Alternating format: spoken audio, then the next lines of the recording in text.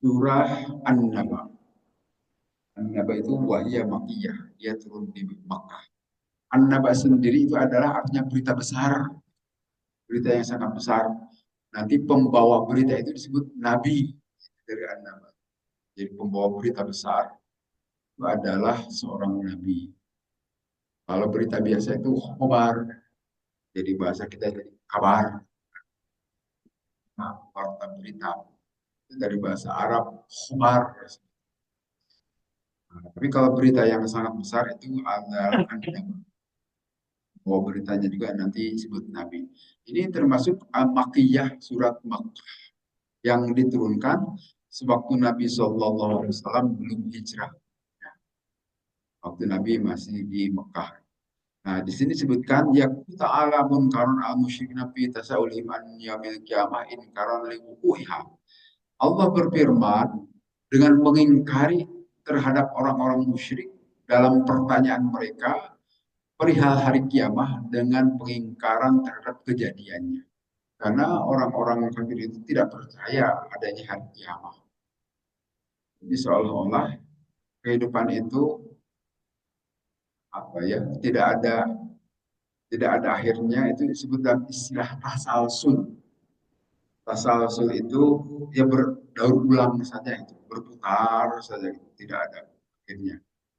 Hal dari siklus kehidupan kita ini saja manusia itu tidak ada yang hidup terus-terusan atau yang melakukan reinkarnasi. Itu tidak. Jadi sekarang kita hidup, kemudian jadi tua, jadi bayi lagi, gitu kan? Dan hidup lagi itu nggak dikenal dalam ajaran Islam. Tapi berakhir dengan kematian, kemudian diganti generasi baru dan terus selanjutnya begitu berakhir. Nah ini juga sebetulnya merupakan pelajaran bagi kita semua bahwa kehidupan ini akan ada akhirnya. Yang dalam hal ini Allah menyatakan itulah yang disebut dengan hari kiamat. Nah, orang-orang kafir musyrik waktu itu bertanya kepada Nabi, "Amma yatasa'alun?" Mereka semua bertanya orang-orang kafir itu, "Anin naba'il azim," dari berita yang sangat besar. Nah, an-naba sendiri tadi artinya berita besar ditambah al-azim.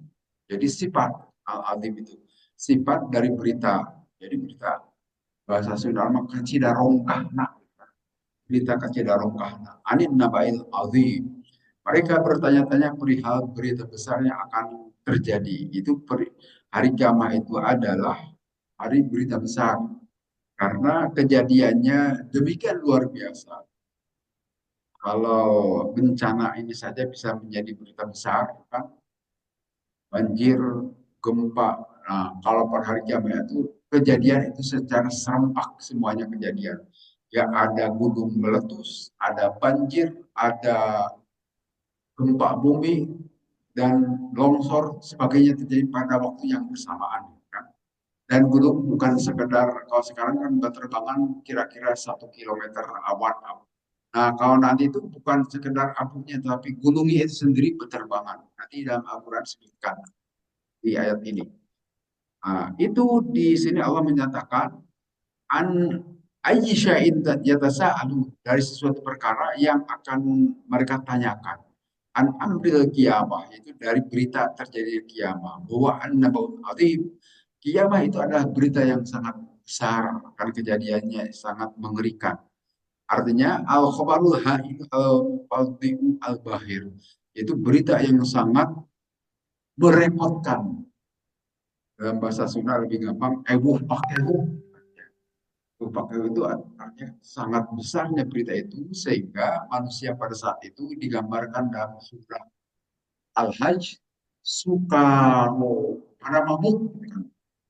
Dari suku artinya mabuk tapi kalau di Cikarang mah dimakan itu suku.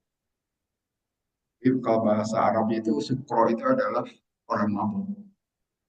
Jamaknya itu sukaro, orang-orang mabuk saat itu. Walaupun sesungguhnya mereka tidak mabuk, tapi kondisi kiamah yang membingungkan. Coba saya bayangkan, di sini ada gempa, di situ ada meletus, ini ada banjir, di tempat yang lain ada longsor, atau di tempat yang bersamaan longsor. Bagaimana kita tidak pusingnya melihat kondisi itu. Satu aja kejadian ada kebakaran itu kita juga jadi panik kan gitu ya. Kejadian alam itu bisa panik. Apalagi kalau semua kejadian terjadi wajar saja manusia jadi suka pada hilang akalnya itu kayak orang-orang ya orang-orang tidak waras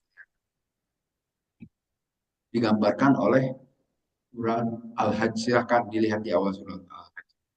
Maka di sini istilahnya al-khabarul hainu al-mudaddi'u al-bahir. Berita yang membuat kita jadi kalang kabut gitu. Karena itu adalah an-naba'ul azim, berita yang sangat besar. Di samping itu akan ada kebangkitan setelah kematian. Walaupun nanti ahli tafsir yang lain seperti Imam Mujahid menyatakan itu berita tentang Al-Quran yang dimaksud. An-Naba'ul Azim yang dipertanyakan oleh orang kafir tentang Al-Quran. Karena Al-Quran juga berita besar. Kalau Al-Quran itu tidak hanya memberitakan kehidupan masa kini, tetapi juga yang diberitakan kehidupan setelah kehidupan ini. Jadi selain fisik saat ini, tapi juga metafisik ada pemberitaannya. Ada berita surga, neraka, ada alam kubur. Ada tidak kita buku-buku sekarang yang memberitakan yang kehidupan masa yang akan datang kan tidak pernah ada. Al-Quran itu memberitakan bukan sekedar kehidupan saat ini di dunia, tetapi pemberitaannya sampai ke alam akhirat. Beritanya di Al-Quran. Maka wajar Al-Quran juga itu merupakan berita besar yang saat itu, sekali lagi, saat itu tidak terbayang oleh manusia. Kalau saat ini mungkin kita sudah tahu lah berita-berita tersebut. Sehingga dikatakan itu juga an-nabaul azim Al-Quran. Berita yang sangat besar karena pemberitanya tidak kehidupan masa kini saja, tetapi juga masa yang akan datang.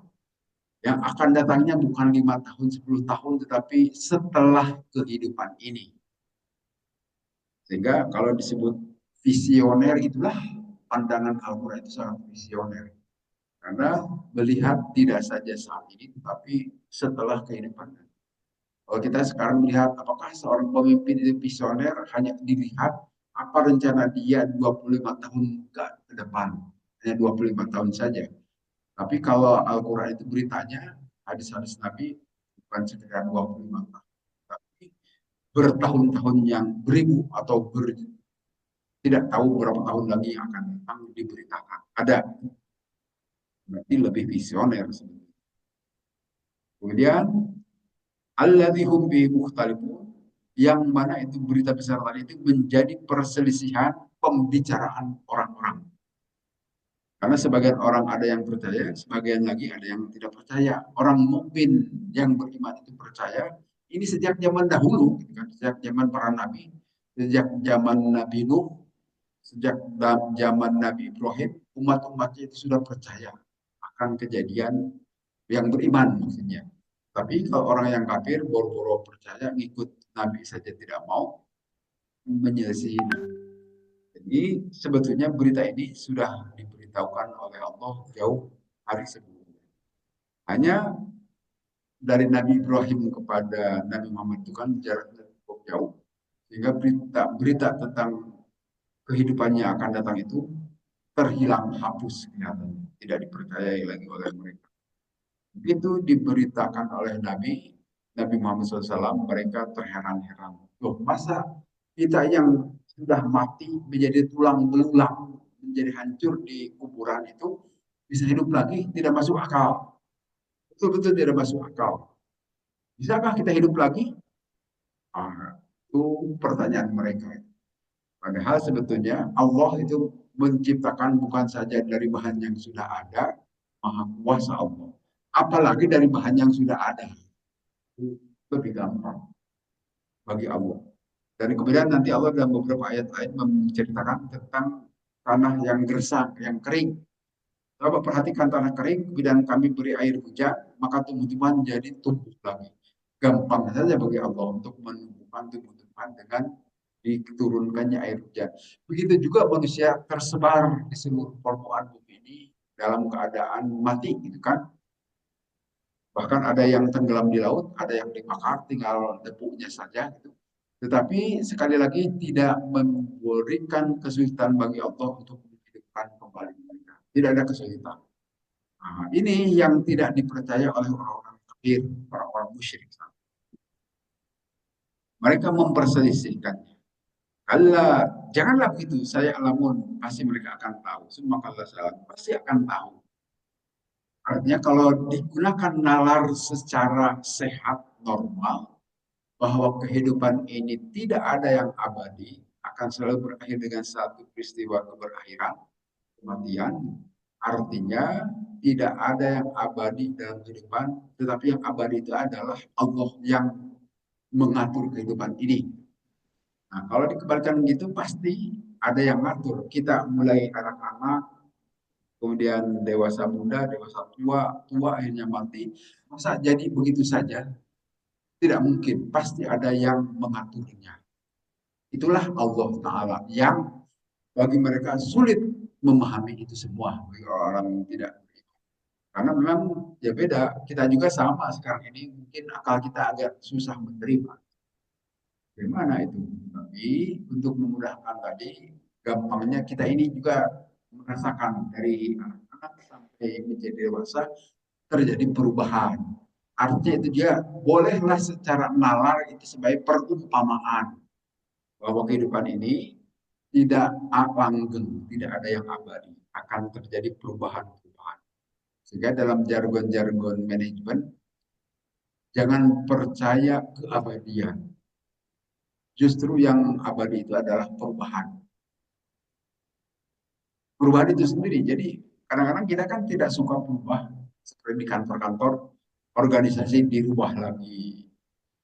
Apakah pemerintahan di pemerintahan dalam negeri atau maksudnya di kabupaten ataupun di wali kota atau dan sebagainya atau di perkantoran kantor-kantor perusahaan itu selalu berubah tidak pernah dia berubah-ubah terus karena menyesuaikan dengan kondisi lingkungan.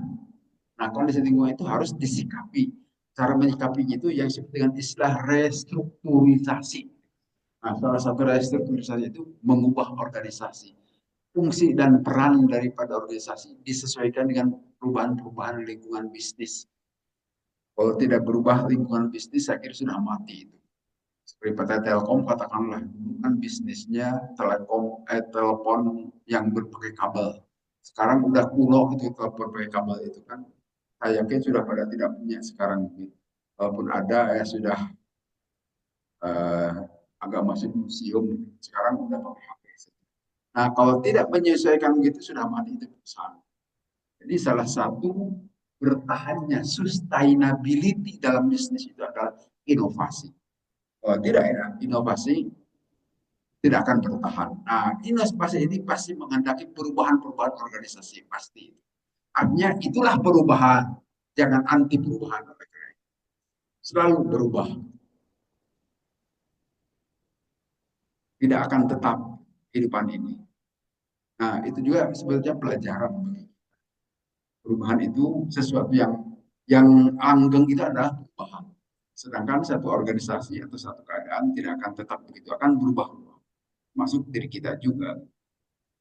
Bayin qadrullah al-azim ala khalqil asya'il ghurbiyah wa umuril ajabiyah.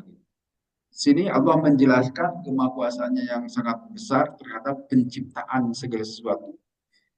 Urusan-urusan di timur dan urusan-urusan yang menakjubkan adalah ala kudrati ini untuk memperlihatkan kemahakuasaan Allah. Perubahan-perubahan itu. Jadi tidak tetap, tidak ada yang abadi. Keabadian itu nanti di akhirat saja. Kalau di dunia ini berubah. Karena di akhirat itu usia para penghuni surga itu usia sekitar 30-an dan akan tetap langgeng kan? Tidak berubah. Kita tidak saling iri dengki, tidak akan saling benci satu dengan yang lain itu akan terjadi. Tapi kalau di kita sekarang kita ketawa ketiwi, tapi besoknya mulai benci kepada orang itu terjadi dalam kehidupan dunia itu bisa berubah.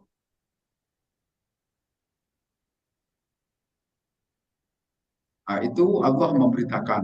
Kemudian di ayat berikutnya, alam naj'al ardo mihada. Bukankah Allah telah menjadikan bumi itu mihada? Mihada itu ya tempat tinggal kita ini, dataran gitu kan. Kalau dalam bahasa Sunda mah nogong kuya. Nogong kuya itu kan datar, tapi ya tidak datar betul. Kalau dilihat dari tempat jauh itu ya ya seperti seperti lingkaran, permukaan lingkaran, tidak sama. Ya sebagai buktinya kita datang aja ke pantai, kita lihat kapal. Apakah kapal itu kalau kita lihat itu pertama kali dari kejauhan itu kelihatannya dikit gitu kan. Tapi makin ke sini makin besar itu memperlihatkan kepada kita bahwa permukaan bumi itu memang tidak datar persis, kan dataran, tapi itu adalah permukaan yang bulat. Sehingga kalau melihat kapal di pantai juga akan seperti itu. Tidak langsung seluruh badan kapal kelihatan, tapi bagian atasnya dan kelihatan yang bawahnya. Nah ini juga sebagai bukti bahwa permukaan bumi itu adalah melengkung. Tapi saking besarnya bumi itu, menurut pandangan kita ini, menurut kita yang ada di bumi saking besarnya, jadi kelihatan datar saja. Ini sesungguhnya kalau dibandingkan dengan kalau dilihat dari secara helikopter view, pandangan dari bumi itu melengkung, artinya bulat. Apalagi kalau dilihat dari secara astronomis itu ya bulat. Walaupun tidak bulat persis, ada lonjong-lonjongnya juga. Nah, di sini Allah menceritakan begitu, sehingga kita bisa tinggal dengan nyaman di permukaan bumi ini. Walaupun nanti ada yang berbukit-bukit juga, ya. Ada kota yang berbukit-bukit, jadi di Bandung di apa itu di dekat Universitas Maranatha itu kan naik turun gitu ya, seperti begitu juga ada juga. Atau ada kota lain seperti kota San Francisco. Kota San Francisco itu kotanya tidak datar seperti Bandung. Kalau Bandung enak gitu kan, datar gitu. Jadi kalau kota San Francisco itu naik turun gitu. Tidak nyaman, sehingga kalau kita parkir mobil itu ada aturan, misalnya itu harus dibelokkan setirnya supaya tidak mobil itu kalau kehilangan remnya tidak langsung turun gitu kan. Itu aturan berlaku. Kalau di kita kan parkir ya suka-suka kita saja gitu. Tapi kalau di sana itu didenda kalau tidak begitu. Kalau di kita karena tempatnya datar aman saja, mobil tidak akan ngagorong gitu kan. Tapi kalau di sana dan naik turun itu mesti ban depannya itu dibelokkan. Padahal secara power steering itu tidak bagus juga itu belokannya lurus. Kemudian wal jibala autada dan gunung sebagai pasak. Nah, ini mengapa bumi stabil tidak terjadi goncangan dan sebagainya, itu salah satu peran gunung. Manfaat gunung itu begitu. Jadi kalau seluruhnya hamparan gitu itu tidak stabil. Maka Allah termasuk Bandung ini dikeliling ku gunung gitu kan. Ada lagunya kan. Dikeliling gunung ini termasuk gunung-gunung sekitarnya itu alhamdulillah jadi stabil. Nah, ini. Karena kalau menurut ilmu geologi Pak Yulianto itu tidak Pak ya, bahwa sebetulnya gunung itu jauh lebih dalam ke bawahnya dibandingkan ke atas. Jadi kalau ke atas itu hanya 2000 meter misalnya, atau 2 kilo, ke bawahnya bisa lebih dari 2000 meter. Itu gitu Pak ya. Karena itu dikatakan oleh Al-Quran ini awatada sebagai pasak. Sebagai pasak, gunung itu supaya menstabilkan permukaan bumi ini. Jadi bukan sembarangan ada gunung gitu. Tetapi gunung juga itu bisa mengandung masalah, bisa meletus karena di dalamnya terjadi ya ada panas juga. Kali-kali perlu batuk juga, sama seperti manusia kan meletus, memancarkan debu, awan panas dan sebagainya.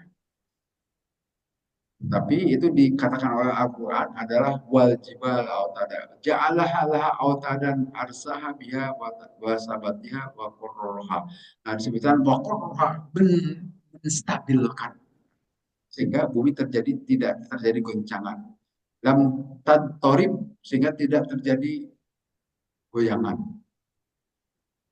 Daerah-daerah tertentu yang banyak gempa itu seperti di Jepang kan sering terjadi gempa. Termasuk di Indonesia juga kan sering terjadi gempa. Daerah yang stabil itu adalah kota Mekah. Kota Mekah itu jarang-jarang ada gempa.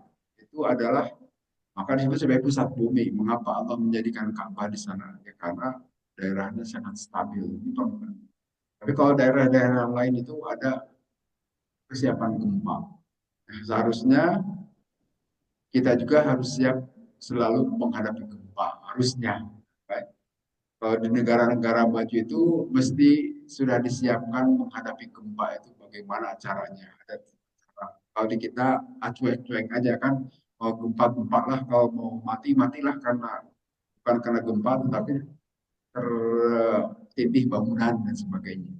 Tidak sampai sejauh itu. Itulah ciri-ciri salah satu negara udah maju atau belum itu menghadapi kebencanaan aja kita tidak ada persiapan apapun. Biasa, baik-baik saja. Tapi kalau di negara maju itu sudah disiapkan oleh pemerintahannya. Ada aba-aba, tempat evakuasi. Kita juga sudah sedikit kita agak maju ya. Ada pelang-pelang tertentu, tempat evakuasi. Kita maju dikit. Tapi kalau di rumah-rumah kita kan tidak ada itu. Kalau terjadi gempa, terjadilah gempa. Kalau mau mati ya silakan. Dan seterusnya. Kemudian wa khalaqnakum azwaja dan kami telah menjadikan kalian semua berpasang-pasangan. Artinya ya ini dzakarun wa unsa. Allah telah menjadikan kita itu bagian berpasang-pasangan. Kita suka mempunyai rasa cinta, rasa senang kepada bukan jenis kita, lain jenis. Alhamdulillah kita semua normal kan ya. Senang kepada lain lawan jenis. Senangnya kepada perempuan kan senang kepada sama laki-laki. Wah, itu sudah berlainan jenis itu hanya ada di dunia manusia itu, Pak. Dan itu dibuat-buat. Kesenangan kepada sesama jenis tidak pernah disebutkan oleh Allah. Yang ada itu adalah azwaj yang berpasang-pasangan berbeda jenis. Nah, adapun kita bisa senang kepada sesama jenis, itu bisa dibuat. Kalau ada seorang anak misalnya, sodomi, Pak ya, oleh orang dewasa. Nah, itu sodomi itu akan membuat anak itu ketergantungan. Ada kenikmatan mungkin kelihatannya. Sehingga kalau dia sudah dewasa ingin juga menyodomi. Nah, itu dibuat kan. Tapi kalau dia tidak disodomi, normal saja semua anak itu senang kepada senang kepada lain jenis kalau sudah dewasa. Tapi kalau sejak anak-anak diperlakukan dengan cara yang salah, bisa salah juga. Seperti kita punya anak perempuan diperlakukan sebagai anak laki-laki atau anak laki-laki diperlakukan sebagai anak perempuan. Jadi bisa saja tomboy kalau sudah dewasa. Sehingga dia lebih senang kepada sesama jenisnya. Itu yang menghasilkan kaum LGBT. Itu kaum yang dikutuk oleh Allah pada zaman Nabi Lut. Dan ketentuan dalam Islam, kalau kamu bertemu dengan orang yang seperti kaum Nabi, bunuhlah dia itu. Itu dalam hadis Nabi itu, Pak ya. Jadi sebetulnya dilarang dalam Islam itu. Walaupun ya tentu saja kita tidak bisa membunuh begitu saja. Apalagi di Indonesia hukumnya tidak ada kan. Apakah kita nanti yang ditangkap polisi. Tetapi usahakan setidaknya di keluarga kita kalau kita punya anak perlakukanlah anak laki-laki sebagai anak laki-laki, anak perempuan sebagai anak perempuan supaya tumbuh normal. Dan memang sekarang menjadi kekhawatiran bagi kita, jangan perempuan. Kalau dulu kan kita suka khawatir terhadap anak perempuan, tapi sekarang juga terhadap anak laki-laki juga harus khawatir. Ya, bisa saja salah gaul, punya teman yang punya kecerdasan itu dan dia diajak-ajak, akhirnya jadi gay ataupun orang yang suka sesama jenis. Nah, ini penyakit sebetulnya. Semua psikolog Islam itu mengatakan itu penyakit, bukan bawaan. Dan juga dalam Al-Quran disebutkan wakolaknahum azwaja berpasang-pasangan. Nah, yang berpasang-pasangan itu adalah beda jenis laki-laki dengan perempuan. Itu sukanya. Tidak pernah disebutkan sesama jenis menyukai. Tidak ada di dalam ayat Al. Demikian juga dalam surat Ar-Rum kan disebutkan wa min ayati an khalaqalakum min anfusikum azwajan litaskunu ilaiha wa ja'ala bainakum mawaddatan wa rahmah. Dan dari ayat-ayat Allah itu adalah Allah menciptakan kalian semua dari jenis-jenis kalian pasangan-pasangan. Supaya kalian sakinah, supaya tenang, tentram. pasangan dari berbeda jenis, laki-laki dengan perempuan atau sebaliknya. Ilaiha, perhatikan ilaiha itu ke jenis perempuan. Jadi tidak ilaihi di ayat Al-Qur'annya. Karena dalam bahasa Al-Quran itu jelaskan huwa untuk laki-laki, hiya untuk perempuan. Kata gantinya hu untuk laki-laki, kalau ha untuk perempuan. Ini jelas ilaiha, kepada perempuan. Jadi pasangan itu pasti beda jenis. Tidak mungkin satu jenis dari ayatnya. Litaskunu ilaiha supaya kalian memperoleh kesakinahan, ketentraman, bainakum mawaddata warohmah, dan mawaddah, rasa cinta, warohmah, dan rasa kasih sayang. Saya kira kita yang sudah nikah lama kan mesti tumbuh perasaan sakinah, mawaddah, warohmah, singkat samawa. Semoga samawa itu bahasa Al-Quran. Sakinah, mawaddah, warohmah, istilah Quran. Kemudian di ayat berikutnya Allah menyatakan waja'alna namakum subata, dan Allah kami menjadikan tidur kalian itu sebagai subata untuk istirahat. Qat'an lil harkati taswi ar-rohah, supaya beristirahat min kasrati tarodadi, dari perubahan pergerakan. Jadi waktu malam itu sengaja Allah jadikan sebagai tempat istirahat, artinya tidur silahkan. Menurut kedokteran katanya tidur yang pagi itu 8 jam ya. Tapi kelihatannya susah tidak tidur 8 jam ya. Kecuali bayi itu ya. Tapi kalau sudah dewasa itu ya paling lama 6 jam. 6 jam. Tetapi sebaiknya memang harus tidur karena nanti pemulihan terhadap kesehatan, pembentukan sel-sel, perbaikan terhadap sel-sel yang rusak itu memang dilakukan saat tidur. Sehingga ini kesengajaan dari Allah. Manusia itu suka ngantuk. Yang nanti kalau di surga itu tidak ada rasa ngantuk itu, tidak ada tidur. Tidur itu hanya ada di dunia sekarang ini. Gimana terus-terusan hidup? Itu lain persoalan. Wallahu alam di akhirat nanti tidak ada tidur. Dan Allah juga tidak pernah tidur. La ta'khudhuhu sinatu wala naum. Itu kan dalam surat dalam ayat kursi, tidak sampai mengambil kepada Allah itu rasa ngantuk ataupun tidur. Allah tidak pernah. Dan menjadi peribahasa kita, Tuhan tidak pernah tidur. Betul, memang Allah tidak pernah tidur. Yang suka tidur itu adalah kita manusia. Tetapi itu selama di dunia saja. Allah menyatakan seperti itu. Setelah wajahan lail basa, dan itu kami jadikan malam itu sebagai dibasa. Ya karena gelap kan, dibasa sebagai pakaian. Sehingga kalaupun kita telanjang tidak menggunakan pakaian, tidak akan terlihat karena gelap, terhalang. Kan salah satu fungsi pakaian itu menghalangi aurat kita supaya tidak terlihat keluar. Maka malam juga dijadikan sebagai pakaian. Di sini disebutkan oleh Allah libasa. Yushin nasa dolamahu wa saudahu. Allah menjadikan waktu malam itu sebagai tempat menutupi kita. Kemudian wajah sama wajah nahar ma'asya, dan kami jadikan waktu siang itu ma'asya untuk ma'isyah, untuk kehidupan, untuk mencari keseharian. Silahkan bekerja, silahkan mencari kehidupan di siang hari.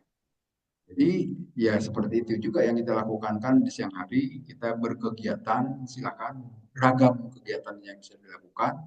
Apakah kita bekerja di kantor, bekerja sebagai pedagang di pasar, atau pedagang di warung, atau kita mengajar, atau kita silakan melakukan apapun, serabutan juga bebas. Yang penting, memang secara naluriah juga manusia itu tidak bisa diam selama masih hidup ya. Mesti bergerak. Nah, bergerak salah satunya untuk kepentingan memenuhi kebutuhan dia. Ya, itu juga naluri. Manusia itu diberi lapar, diberi haus kan. Maka karena kita suka lapar, suka haus, maka harus mencari makanan, mencari minuman. Nah, makanan dan minuman itu perlu disiapkan selalu setiap hari, maka terjadilah pekerjaan-pekerjaan. Silahkan itu. Itu adalah sehingga mencari nafkah juga bisa jadi ibadah sebetulnya. Karena memang sudah dijadikan oleh Allah tempat mencari nafkah siang hari itu. Silahkan bekerja. Sehingga kalau terjadi kita menyalahi ketentuan Allah ini suka terjadi penyakit datang yang disebut dengan begadang, gitu kan? Itu para petugas ronda malam, mereka itu menyalahi sunnatullah sebetulnya. Pada malam hari hidup, siang hari tidur misalnya, itu menyalahi ketentuan Allah. Harusnya malam tidur, siangnya bekerja. Tapi berhubung menjaga, mungkin akhirnya malam juga mereka hidup, akhirnya tidak tidur, diganti ke siang. Yang penting ada istirahatnya saja, kan silahkan saja. Itu yang terjadi karena kepentingannya bersama juga, seperti ronda ataupun penjaga-penjaga malam di kantor-kantor tertentu. Saya juga dahulu waktu di Jakarta juga ronda malam juga di kantor, ditugaskan oleh kantor, Pak. Jaga di antara para karyawan karena takut ada telepon dari pembesar-pembesar, dari menteri lah dari mana itu tiba-tiba malam hari menelpon pada kepala kantor, maka perlu ada yang jawab. Setidaknya tugasnya hanya gitu-gitu aja walaupun tidak pernah juga ada telepon. Kerjanya ya tidur juga di kantor dan semuanya jaga karena sebetulnya ada satpam juga sebetulnya di bawah, tapi kita khusus menjaga itu, menjaga para pembesar takut ada apa-apa. Nah itu saya kira kelainan sebetulnya. Karena seharusnya malam itu dijadikan tempat tidur, siang untuk bekerja. Itu ketentuan Allah. Ja'alnahu musyrikon niron mutian. Kami menjadikan siang hari itu menjadi tercerahkan, bercahaya dan ya terang benderang seperti ini. Yang cahayanya itu melebihi cahaya lampu manapun. Sinar matahari itu coba seterang apapun seperti di stadion itu kan cahaya lampunya itu sangat terang sekali, gitu. Tapi tetap tidak bisa menerangi seluruh permukaan. Yang bisa menerangi seluruh permukaan bumi itu adalah yang matahari ciptaan Allah. Demikian juga tingkat dominasinya, tingkat lumennya gitu kan, ukuran cahayanya itu jauh. Kayak ini paling berapa berapa lumen atau berapa lux gitu kan, kekuatan cahayanya yang dibuat oleh manusia. Tapi kalau matahari itu sangat terang benderang gitu. Kalau cahaya yang dibuat manusia itu terbatas, tidak bisa menerangi semuanya. Itu Allah telah menjadikan semua itu. Kemudian Allah di sini menyebutkan wabanaina sab'an syidada, dan kami telah membangun menjadikan di atas kalian semua itu sab'an syidada, 7 lapis yang sangat kokoh. Langit. Nah, seperti kita ketahui, seperti apa sih langit? Pada hakikatnya tentu saja tidak ada yang tahu hakikatnya seperti apa. Karena sepanjang pengetahuan kita itu dari ilmu astronomi atau ilmu angkasa itu ini sebetulnya adalah banyak benda-benda angkasa di langit yang menurut Allah itu sebetulnya sab'an. Sab'an itu 7, tetapi nanti menurut para ahli bahwa sab'an kata 7 menurut Allah itu sebetulnya banyak, demikian banyak. Seperti misalnya umat Kristen, umat Nasrani akan terpecah umat Yahudi akan terpecah 70 golongan. Umat Nasrani akan terpecah 71 golongan, umat Nasrani 72 golongan, umat Islam akan terpecah menjadi 73 golongan, hanya satu yang selamat. Nah, itu kata-kata 70 itu menggambarkan demikian banyaknya. Kalau sekarang memperhatikan silahkan kelompok-kelompok Kristen, kelompok-kelompok Yahudi juga banyak, bukan sekedar 70 tapi banyak sekali sekte-sekte atau aliran-aliran di dalam agama Nasrani. Demikian juga dalam ajaran Islam kan banyak. Ada gaya Muhammadiyah, ada Persis itu yang besar-besar saja yang kita kenalkan. Ada NU, nanti ada Madhab Syafi'i, ada Madhab Hanafi, ada Naksabaniyah Qadiriyah, macam-macam, macam-macam aliran di dalam ajaran Islam juga. Ini digambarkan oleh hadis Nabi itu 73 golongan, tetapi hanya satu yang selamat. Nah, itu juga memberikan pemahaman menurut para ulama, kata-kata 7 dalam istilah hadis ataupun Al-Quran itu memperlihatkan demikian banyaknya. Demikian juga kalau kita perhatikan dalam ilmu astronomi, benda-benda angkasa itu demikian banyaknya, sampai miliaran itu punya, ya tidak terhitung. Sehingga ini sejalan dengan pemahaman penafsiran para ulama tadi. Pokok Zaban Shidada, 7 lapis langit itu memang as-samawatu sabu, langit-langit yang 7. Tapi yang mana wallahu alam, kita tidak mengerti secara fisik sampai saat ini juga. Mungkin pengetahuan nanti akan berkembang, akan kelihatan apa yang maksud asab samawati. Tetapi sementara ini kita artikan saking banyaknya, demikian banyak makhluk-makhluk angkasa luar. Wallahu alam yang mana. Kemudian wajahnya sirwaja wahaja, dan kami jadikan matahari itu sebagai demikian terang benderang tadi kan ya sudah saya sampaikan. Tidak ada cahaya yang demikian sempurna kecuali cahaya matahari. Yang kalau sudah siang terang benderang di mana-mana. Tapi kalau malam seterang benderangnya cahaya dibuat oleh manusia, tetap saja tidak bisa menerangi semua tempat. Harus terdiri demikian banyak sumber cahayanya. Dan itu menghabiskan energi demikian banyak. Berapa banyak batu bara yang harus dijadikan sumber listrik untuk menghidupkan turbin-turbin di PLN atau tenaga uap atau air, bendungan-bendungan untuk menggerakkan turbin-turbin PLN, betapa banyaknya. Tapi matahari, wallahu alam seperti apa. Dan itu sudah demikian lama, tidak pernah habis cahaya matahari sampai saat ini. Allah yang mengaturnya. Wajar dalam surat Ma'an saja, demikian Allah juga menurunkan air hujan. Jadi sekali lagi, ada angin, ada hujan, semuanya itu adalah Allah. Melalui mekanisme angin inilah hujan itu diatur. Tidak turun di satu tempat, tapi berubah-ubah di beberapa tempat. Siapa yang menggerakkannya? Angin. Siapakah yang menggerakkan angin itu? Tentu saja ada yang maha menggerakkan angin. Yang dalam istilah kita sebut causa prima, penyebab awal semua kehidupan ini. Kemudian di ayat berikutnya Allah menyebutkan begini. Allahul ladzi yursilu riyaha fatusir sahaban fajab situ bisa ma'ika yasha. Allah lah yang telah memutus, istilah memutus itu maknanya ngencarkan gitulah bahasa Sunda. Ngencarkan itu angin, patusir sahabat, maka nanti melalui angin itu akan ada awan-awan.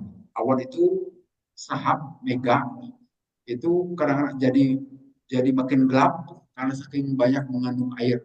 Nah tentu air itu dari mana? Tentu penguapan juga, apakah dari air laut ataupun air-air yang ada di permukaan bumi, dari matahari kayak apa, dari sungai-sungai ataupun dari sumur-sumur kita ataupun air yang ada di sekitar kita juga menguapkan. Nah itu akan jadi bahan hujan. Jadi kelihatan ada kausa primanya, tidak ujung-ujung turun hujan, tapi melalui sebab akibat. Itu akhirnya ya zaman dahulu Al-Quran diturunkan belum dipahami oleh manusia saat itu. Juga gimana itu mekanisme terjadi hujan. Tapi saat ini kita pengetahuan kita membuktikan apa yang disampaikan Al-Quran itu betul. Bahwa hujan itu karena ada proses ada kausalitasnya, ada sebab akibatnya sehingga jadilah turun hujan. Dan itu membuktikan bahwa Al-Quran sejalan dengan pengetahuan umum, tidak menyalahi, termasuk penciptaan manusia. Itu persis apa yang disampaikan Al-Quran yang dahulu belum terbayang bagaimana proses terjadinya manusia itu. Sekarang dibuktikan oleh ilmu kandungan, ternyata betul apa yang disampaikan. Ada kepalsuan atau kebohongan. Sehingga makin meyakinkan bagi kita bahwa Al-Quran itu adalah wah dari Allah. Bukan rekaan Nabi Muhammad. Kalau rekaan Nabi Muhammad waktu itu juga, ya tidak tahu juga Nabi itu bagaimana proses terjadi hujan. Bagaimana proses terjadinya penciptaan manusia. Sama saja dengan orang-orang yang sejaman beliau. Tapi tadi visioner Al-Quran itu memberitahukan berita-berita yang akan datang tidak saja dalam kehidupan dunia tapi kehidupan akhirat terbukti. Saat ini pengetahuan membuktikan berita-berita Al-Quran itu betullah adanya. Tetapi sekali lagi jangan sampai Al-Quran itu dijadikan sebagai hanya pembenar saja terhadap temuan-temuan ilmiah. Karena bisa saja loh ini bertentangan dengan Al-Quran, bisa saja. Jadi belum belum tentu temuan, bisa saja temuan ilmiahnya yang salah. Tapi kalau temuan ilmiahnya yang benar pasti akan sejalan dengan Al-Quran. Karena Al-Quran itu dari Allah, sedangkan temuan ilmiah itu rekayasa kita manusia. Apakah manusia itu akan selalu benar? Belum tentu juga. Bisa saja salah. Tapi dalam jargon penelitian, manusia itu kalau melakukan penelitian itu harus jujur, tidak boleh tetapi mungkin saja boleh salah. Demikian juga penelitian-penelitian di kampus, termasuk penelitian calon-calon doktor gitu kan. Yang namanya doktor itu harus melakukan penelitian yang asli. Termasuk para profesor juga jarang-jarang di Indonesia yang melakukan penelitian yang hebat itu. Yang penelitian yang betul-betul dilakukan sampai menghasilkan hal baru itu adalah para doktor. Biasanya mereka, karena tidak mungkin lulus jadi doktor kalau tidak melakukan penelitian. Jika ada yang doktor tapi tidak berpikir secara logis, ya itu mah doktor doktor palsu. Karena yang namanya doktor itu harus bisa menghasilkan produk eh, pemikiran di bidang ilmiah, saintifik yang baru sama sekali tidak boleh nyontoh dari sebelumnya. Walaupun nanti metodologinya bisa saja mungkin yang ditelitinya sama, tapi metodologinya bisa berbeda. Itu dijadikan sebagai gelar doktor. Tapi tergantung universitas juga ya. Ada juga yang awal-awal itu menghasilkan doktor. Kalau universitasnya tidak begitu dikenal ya menghasilkan doktor, tapi tidak akan seketat universitas-universitas terkenal menghasilkan doktor. Kemudian kita lihat di ayat berikutnya, linukhrija bihi habba wa nabata. Allah menurunkan air hujan tadi itu dengan maksud mengeluarkan tumbuh-tumbuhan biji-bijian, jannatin al-fafa dan pohon-pohonan dan seterusnya. Nah, itu dengan sebab adanya air. Kemudian di ayat berikutnya, inna yawma fasikana kota. Semuanya hari keputusan itu sudah di waktu. Tentu ini yang dimaksud dengan hari kiamat. Yaqul ta'ala mukbiran an yamin pasti wa huwa yaumil kiamat. Anda muakkitun, sudah ditentukan waktunya kapan akan terjadi.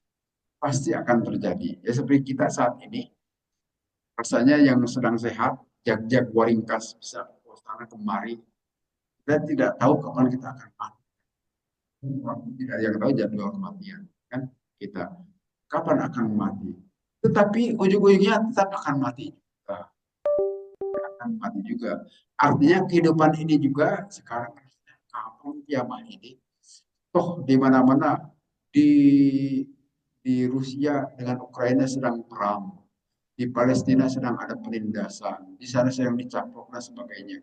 Kapan akan terjadi kiamat? Mungkin kita juga bertanya-tanya begitu. Silahkan saja, tetapi Allah memastikan itu ada waktunya akan terjadi kehancuran alam raya ini. Artinya di sini disebutkan oleh Allah, "Wa man nu'akhiru illa li'ajalin ma'dudin." Tidaklah kami mengakhirkan kecuali pada waktu yang telah ditentukan, ada hitungannya. Waqitun bi ajalin ma'dudin, yang sudah ditentukan. La yazadu alaihi wa yanqusu. Tidak akan ditambah dan juga tidak akan dikurangi. Itu juga kematian kita kan. Kalau sudah ajalnya tiba, walaupun di situ dirubuk oleh dokter ahli, mati mah ya tetap mati saja. Tapi kalau belum saatnya mati, walaupun ditusuk pedang, walaupun dipanah, belum akan mati. Kalau belum ajalnya.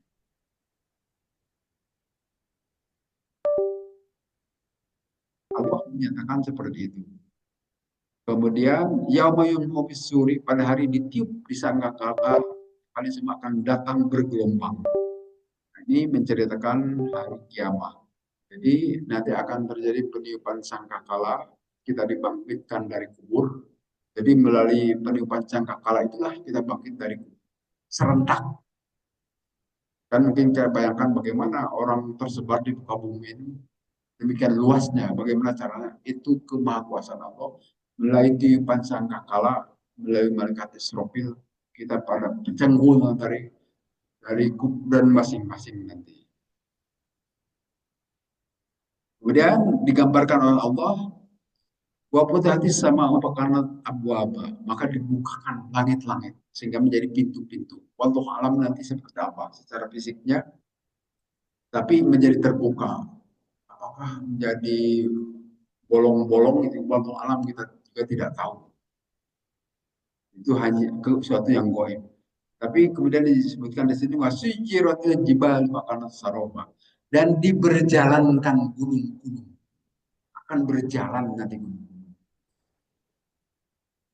Maka mungkin saat ini kita melihat gunung itu diam gitu kok tidak kemana-mana. Tapi pada hari kiamat itu bisa berubah-ubah demikian banyak gunung-gunung itu berjalan.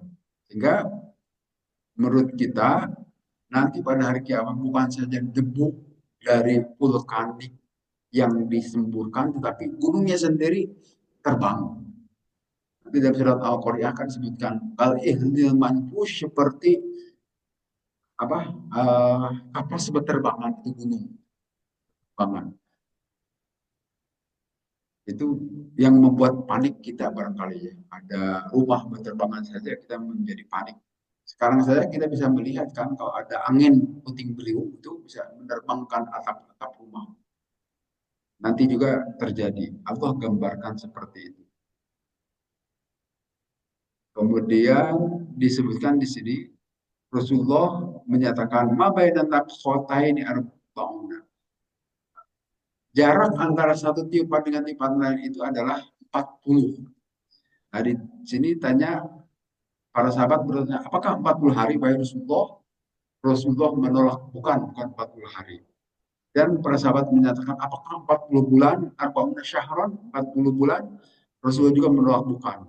Kemudian para sahabat bertanya, arba'una sanatan, apakah 40 tahun? Rasul juga menolak. Semayan jinus bahum samai ma'an payun bitu nakamayan bitu al. Kemudian Allah menurunkan dari langit itu, dari langit air, maka melalui air yang Allah tanamkan atau Allah kirimkan ke bumi, tumbuhlah seperti sayur-sayuran manusia tadi itu. Setelah pada habis setelah ditiup. Nah, mungkin seperti gambaran kalau Allah menurunkan hujan ke bumi yang tandus, maka nanti menjadi tumbuhan-tumbuhan itu dengan subur. Karena dengan disiram air hujan dan disiram dengan siraman biasa beda kan. Yang disiram dengan air hujan itu lebih subur. Mungkin mineral yang terkandung di air hujan itu lebih kaya dibandingkan air yang mineral yang terkandung di air biasa. Nah, kemudian disebutkan dalam ayat yang lain dalam surat 88, watarol jibala tahsabuha jaminatan wahiyya tamur dan kamu melihat gunung itu kamu kira dia itu jamidah diam wahiyya tamur marrusha padahal gunung itu bergerak sebagaimana bergeraknya awan. Seperti saat ini kita melihat gunung kan diam saja tidak kemana-mana padahal sebetulnya itu bergerak. Setidaknya bergeraknya itu adalah bergerak dengan seiring bumi berputar. Kan bumi itu berputar pada dirinya sendiri, itu yang disebut dengan rotasi, sehingga terjadi siang dan malam, dan bergerak mengelilingi matahari. Itu yang disebut dengan rotasi. Itu yang menghasilkan waktu 1 tahun. Syamsiyah. Nah, setidaknya saat bumi bergerak, gunung juga ikut bergerak. Namun rumah Rosab sesungguhnya gunung-gunung juga bergerak. Yang bisa kita pahami mungkin sementara begitu untuk pemahaman secara logika. Tapi wallahu alam hakikatnya hanya Allah yang maha tahu. Dan di ayat berikutnya, inna jahannam kanat mirsad. Sesungguhnya neraka jahanam itu ngintip, ngintip, ngintip. Litogina bagi orang-orang yang melampaui batas. Ma'aba sebagai tempat tinggalnya. Jadi barangkali dari sekarang juga sudah tahu bahwa itu calon penghuni jahanam. Kepada kita yang masih hidup di sini kan sudah ketahuan. Dia walaupun kata Nabi kan disebutkan kalau Allah telah menakdirkan seseorang calon penghuni surga, tetap dia akan jadi penghuni surga walaupun sepanjang hidupnya itu pinarakalun kan calon neraka. Tapi menjelang akhir kehidupannya dia itu berbalik menjadi tobat. Dan demikian juga kalau Allah sudah menentukan kepada kita itu calon ahli neraka, tetap pada akhir kehidupannya akan menjadi orang durhaka. Walaupun barangkali saat ini kita ada dalam keadaan taat, kita rajin sholat, rajin puasa, tapi kalau sudah ditetapkan oleh Allah calon penghuni neraka, ya bisa berbalik kita menjelang kematian. Itulah yang saya katakan tidak ada jaminan bagi kita ini akan masuk surga. Tidak ada. Yang ada itu kita memohon, berdoalah selalu kepada Allah supaya keimanan keislaman ini bisa kita bawa mati itu saja. Karena sebagai keyakinan utama bagi kita, kalau keimanan itu terbawa mati, insya Allah kita selamat. Kalau tidak terbawa, itu akan rusak. Maka karena itu rawatlah, peliharalah keimanan ini. Jangan disia-siakan. Karena tidak ada yang menjamin sekali lagi kita akan terus beriman sampai mati. Tidak ada yang menjamin. Banyaklah contoh-contoh dalam kehidupan. Tahu Bapak Dahlan Iskan itu bekas menaik BUMN kan? Kan dia itu Muslim Islam. Tapi akhir-akhir ini agak mulai kacau dia itu. Dia berpihak kepada. Nah mungkin karena Allah telah menetapkan dia itu adalah walau alam, tapi ini juga bisa saja dia kembali lagi ke ajaran Islam. Dan dalam sejarah juga banyak story yang pernah saya sampaikan, ada yang namanya Muhammad Qasim, itu orang Timur Tengah, orang Arab Saudi. Dia itu dikenal alim, mengerti agama dan sebagainya, tetapi di ujung kehidupannya dia jadi ateis. Karena memang Allah menakdirkan kelihatannya dia itu sebagai penghuni neraka. Jadilah mati dalam keadaan ateisannya, tidak mengakui Tuhan. Nah ini juga bisa saja menimpa pada kita. Saja kita hari ini bahas agama, bahas Al-Quran, tapi kalau sudah ditakdirkan Allah jadi penghuni neraka, bisa saja berbalik kita juga bisa. Maka karena itu yang bisa kita lakukan itu memohon. Silahkan berdoalah kepada Allah supaya jangan sampai hilang keimanan kita ini. Maka dalam setiap doa saya selalu menjadikan Rabbana la tuzigh qulubana ba'da idh hadaitana gitu kan. Ya Allah, jangan lagi palingkan kami setelah Engkau memberikan hidayah. Supaya tetap hidayah itu. Nah, salah satu yang bisa kita usahakan itu kita rawat keimanan itu melalui ibadah. Jadi teruslah rawat ibadah secara rajin karena sekali lagi tidak ada yang menjamin kita itu akan beriman terus. Bisa saja murtad di akhir kehidupan. Oleh karena itu rawat selalu keimanan karena tidak ada jaminan. Demikian bunyi hadis Nabi. Nah, neraka jahanam selalu mengintip-ngintip litogina bagi orang-orang yang melampaui batas. Apa? Lain Allah yadkhula ahadun al-jannah hatta yajtaja binar. Tidak akan masuk ke dalam surga seorang pun sehingga dia juga memang punya tempat di neraka. Jadi memang kata Nabi, setiap orang itu sudah ditentukan tempat di neraka maupun di surga. Hanya kecenderungannya kemana dia akan menempati tergantung perbuatan selama di dunia ini kan. Kalau kita baik-baik saja berarti kita jadi ditempatkan di surga. Tapi kalau neraka ya jadilah ke neraka. Tapi kita juga di dua tempat itu sudah punya. Sehingga mana yang akan kita tempati tergantung pilihan kita. Kemudian jajah wifako. Nah, itu semua di ayat sebelumnya la yadukuna fiha barda wala syuroba. Mereka para penghuni neraka itu tidak merasakan bardan. Dingin. Bardan itu dingin. Jadi panas melulu. Nah, kita di Bandung ini relatif enak dingin kan. Coba ke Majalengka itu. Coba ke Jakarta, Bekasi, panas sehari-hari kan tidak nyaman. Pakai pakaian seperti ini tidak seenak di Bandung.